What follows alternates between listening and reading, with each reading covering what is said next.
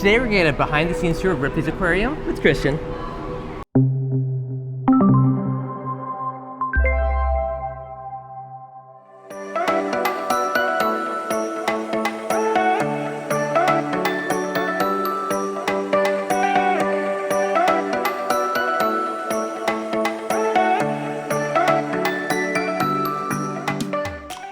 Welcome to our behind the scenes. I'm going to take you guys back where you can see the things that we do here at the aquarium, how we filter our waters, how we feed our animals, and other cool stuff that you'll get to see that the normal public doesn't. So yeah, let's go. This is our filtration hallway. I always like to point this out, our overboard guest towel.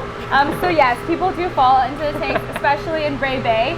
Sometimes the kids just reach over and then they just fall in. I mean, we have a Stingray experience here, and you have to pay for that. So technically, they just got it for free. Yeah. So I mean, that's a good deal. I think Excellent. So. And in here are tons of buttons. At the aquarium, we have over 5 million liters of water, and we have these pumps, to regulate everything. There's only about 3 to 4 people that knows how to operate this. So if anything does happen, we have to call those people in and make sure that no one touches this except them. Fair enough. Of course. Yep. Behind you, we have our foam fractionators, and these tanks are only actually for Ray Bay and Dangerous Lagoon. So Dangerous Lagoon is our biggest tank, the one with a tunnel, and the overlook housing hundreds of animals and over 2 million liters of water. Now the foam fractionator actually deals with more of the dissolved waste in our tanks. So we insert air bubbles inside, it traps the waste as it rises up. You can see it at the top over there. And if you think about how the ocean cleans itself through sea foam, that's essentially how these machines work. So if you ever played with sea foam at the beach, now you know what's in it. And also we insert ozone to kind of kill any viruses or bacteria. Do you inject that into the skimmers or the? Yes, we do. Okay. So I'll bring you guys downstairs so we can actually see the room, just where we kind of make our own ozone. So yeah. Sounds good. It's like the home aquarium ones are like this compared to. I know, it's massive. Yeah, it's crazy the difference in size. Surprisingly though, we recycle about 99% of our water. So you run it all through ozone to sterilize it and then reuse it? Yeah, pretty much. Nice. Yeah, because our tanks are so big that a water change would just cost a fortune. Costly. Yep. And just not, friendly to the environment in a way, I guess. These ones are our sand filters, and this one deals with more of the solid waste. So inside these tanks are little different sizes of sand, from really fine to coarse, and as the water flows through, it traps the particles. And as you can imagine, it gets full pretty quickly. So during, usually once a week, we would do a backflow and retrieve everything that's waste, and usually we observe it through the flow systems. If it's reduced to 25%, that's when we do the backflow. Okay. But yeah, and again, this entire thing is only for Ray Bay and Dangerous Lagoon. That's just the big clear tunnel that we went through? That's just the tunnel area and where you can touch the stingrays. We have several floors down below just housing more of this in just smaller sizes for all the other tanks. But this is, I guess, the only behind the scenes tours that's kind of seen by the public in a way. Yeah, we got this new art sculpture and it shows how much waste is thrown into the lakes every 4 minutes. Oh wow. Just to create awareness on the issues of single-use plastics, which is the water bottle. This is, I'll just point out how we transport our animals. So most of the smaller ones can come in bins or bags, but our large ones, as our sharks or our large groupers, those guys can weigh anywhere from 200 to 500 pounds. Our largest animal, our largest animal is our green sawfish, the one with the long rostrum. And fun fact, it's actually part of the ray family, not sharks. And so to transport large animals like that, we have them come from Buffalo, where we have a holding facility, where we just have the aquarium animals spend time for quarantine and such. And they would drive up here in a truck with its own life support system, just basically a moving aquarium.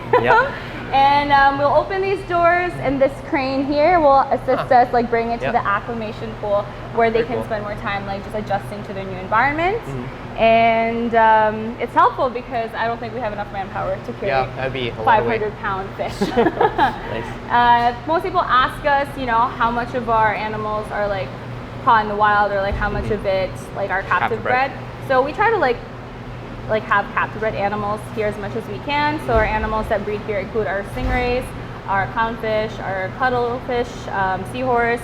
There's only certain species that we actually have them to attempt to breed them, but so far the one that we're looking forward to having an offspring for is the sand tiger sharks, because their conservation status is actually currently critically endangered, or endangered, I believe. So it would be really nice if we managed to break through and have a pup. That'd be awesome. Yeah. You'll also notice the aquarium's really colorful. Some of it does have a purpose. Over here we have our like pipe system that's color coded to avoid cross contamination. You know, freshwater loop, saltwater loop, and then air loop. So this is the husbandry hallway. So you can see the crane goes all the way down there to the acclimation pool. And to start off, here is our chiller plant. It's just a bunch of machinery, so it's not really exciting. But chillers to aquarium people? That's still interesting. So this one's unique to the Ripley's Aquarium here in Canada. Well, there's 3 Ripley's Aquariums in the world. There's like one here in Canada, and there's 2 in the US. And this one's unique amongst the 3 because we have winter in Canada. So to save energy in cooling some of our tanks that can range from 9 to 11 degrees Celsius, we just you know, let nature do its job and cool it for us, and that way it's also financially efficient, but also eco-friendly. You know, eco-friendly as well. No, very cool. Yeah. It's still amazing to see everything like that. A lot of the aquarium side, but it's like massive grand scale. Of course. It's so much prettier on the outside, of course, in the back. It's still pretty. It's still interesting.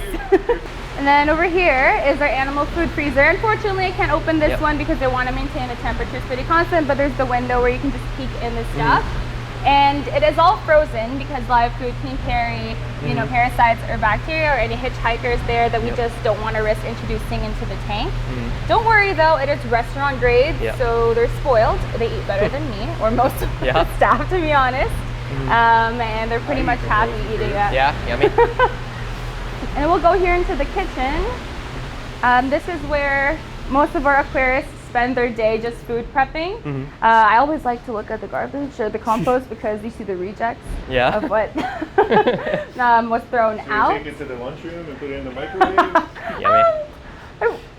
Not quite. I wish. If it was shrimp, I would consider. Here we have all the containers labeled just so we make sure that they get the right diet. And then when they take out the food from the freezer, they let it thaw in the fridge here for a few days.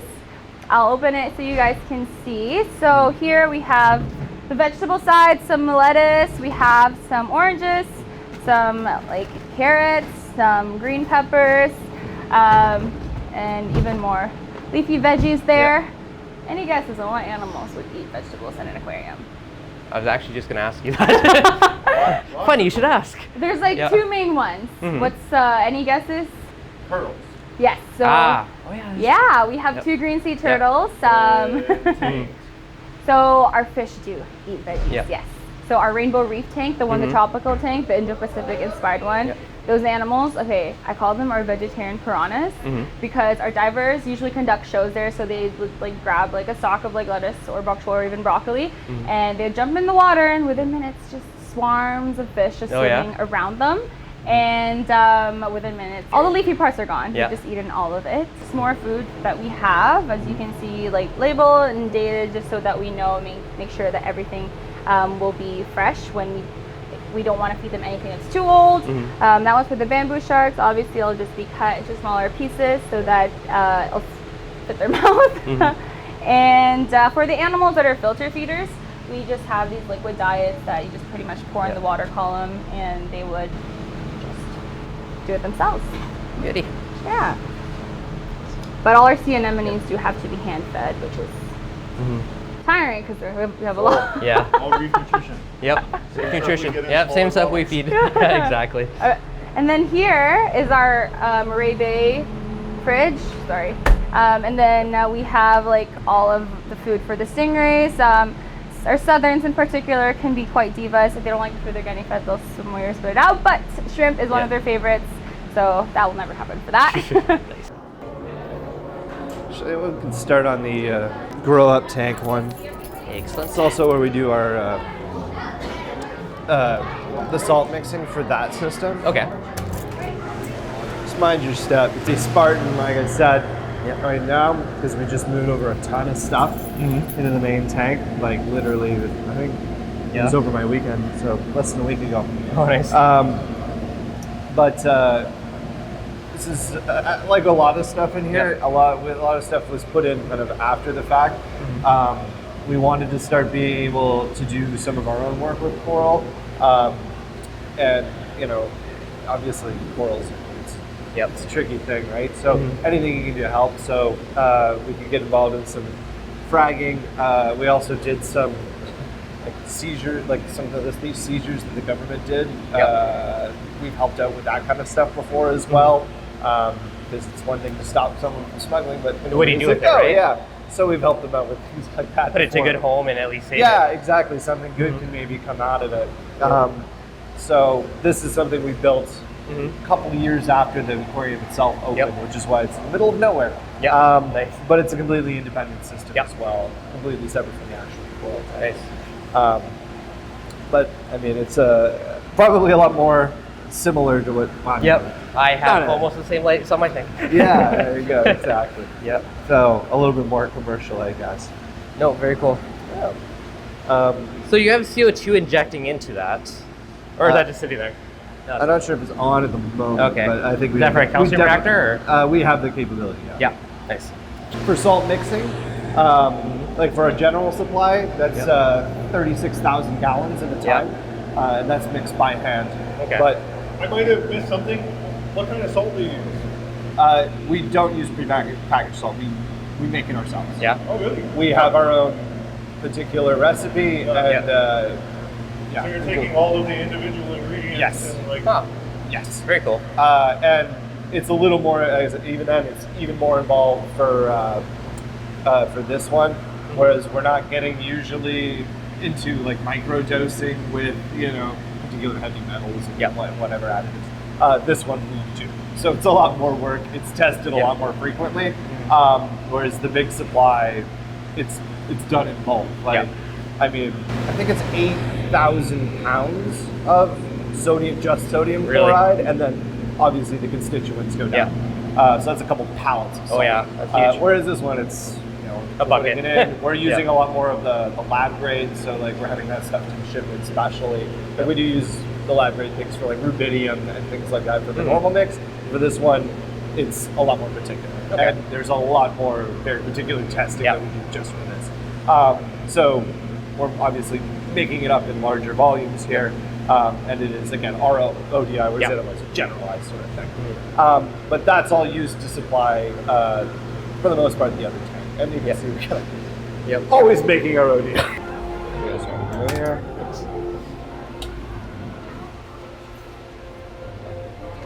Freshwater puppers, archerfish, things like that. Seahorse system, and then the smaller seahorses, the little guys over there. Actually, while I'm here, I'm taking care of this today. So. Nice. Sorry.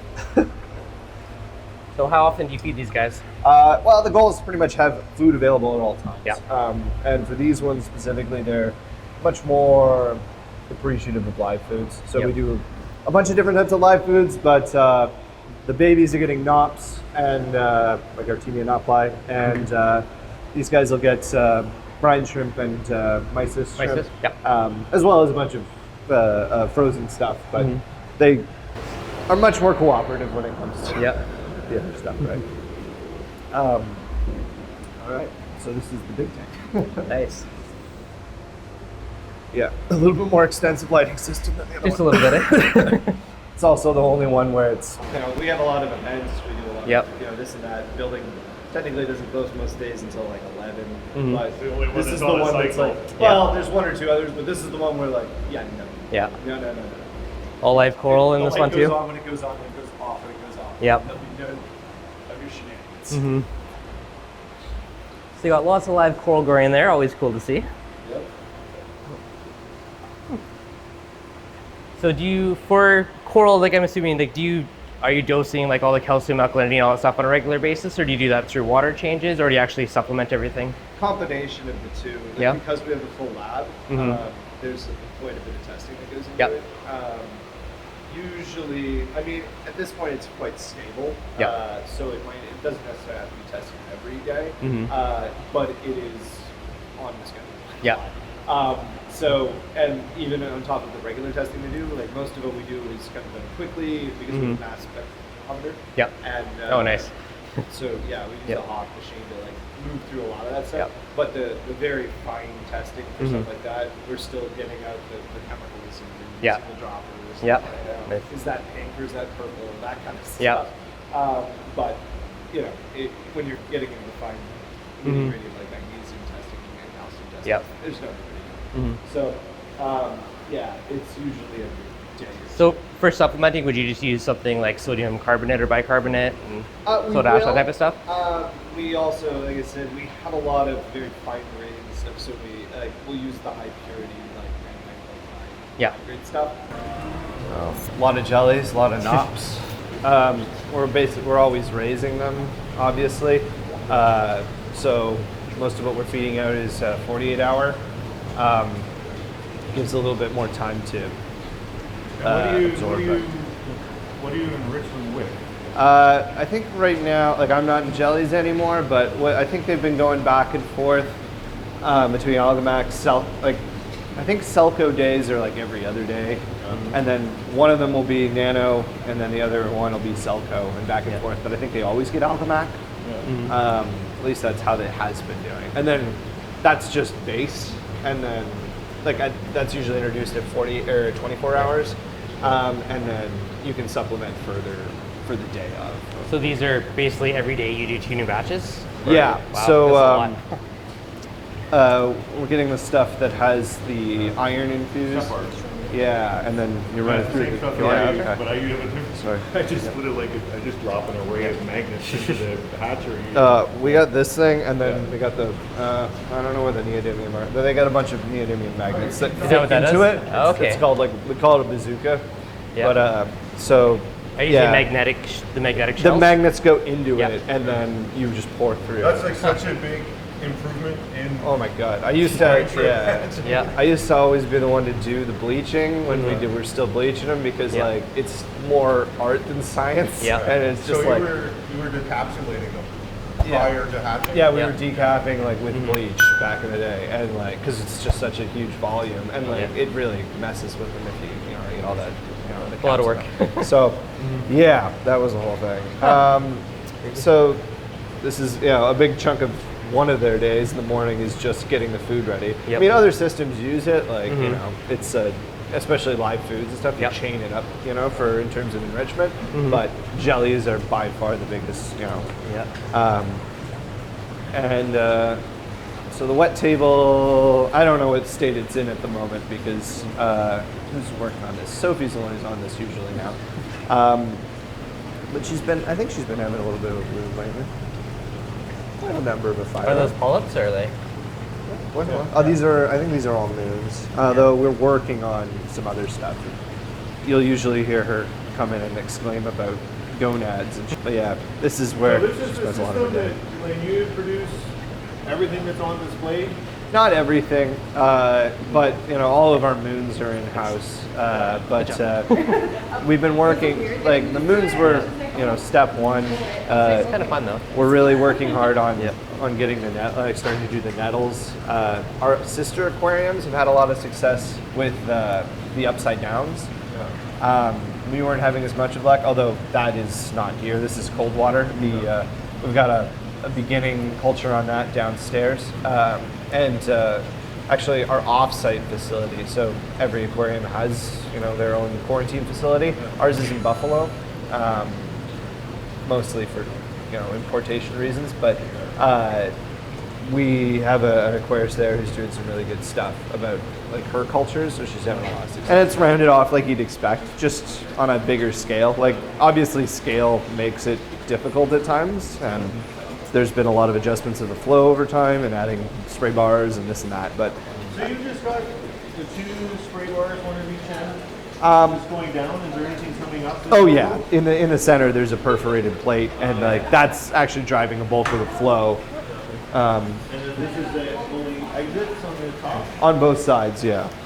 I mean, the perf plate or these like the spray bars are more to keep them away from the perforated plate so that they're not wrecking themselves on the, you don't want to hurt their arms or anything like that. But yeah, it's mostly center driven. But this is actually, more of a proper traditional pseudochrysal, just in a massive size. So, like I said, the stretch chrysal is just too, like it's breaking the double the length rule, right? It's no. Yeah, the horizontal span. Yeah, it's insane, and it's also not even in even shape. It's hard to tell, but because it's on that ramp, it's actually in an angle. Like one end is shallower than the other. Like it deepens, so yeah. So whenever you do one little thing, it changes something else. And Is that kind of continuous feeding? yeah, we're trying a little bit more of that in a few different places. Just so, I mean, you'll still get the peak and trough of that, but it's better than the alternative, obviously. So is this? Well, that was it. I hope you guys enjoyed the behind the scenes tour. It's really a lot of insight for the animals. Maybe next time when you visit, you can do the stingray experience. Where you actually get into the water with the stingrays. They'll get fed around you. You could even snorkel with them. Trust me, they're like little puppy dogs. So like, as soon as you go in the water, they just like smother you with kisses, and it's really cute. It's very sloppy. They feel like a wet portobello mushroom. Nice. So it's really cool. Or even if you have your dive experience certification, you can dive in the shark tank. Oh, that'd be cool to do. Yeah. So Awesome. things to do. If you want to visit back again. But thank you so much for visiting the aquarium. Awesome. Thank you so much. Much thank appreciated. you. Thank you for the tour. Yeah, of course. Bye, guys.